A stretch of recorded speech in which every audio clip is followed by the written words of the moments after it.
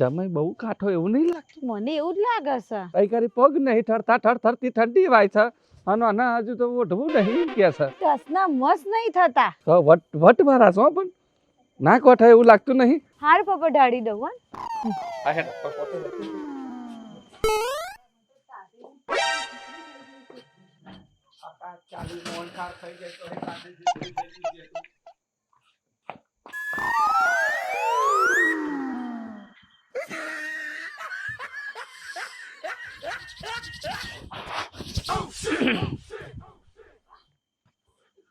આ તો તે કીધું એટલે ગોદરીની, બાકી આપણને ગોદરીની તો જરૂર જ નહીં.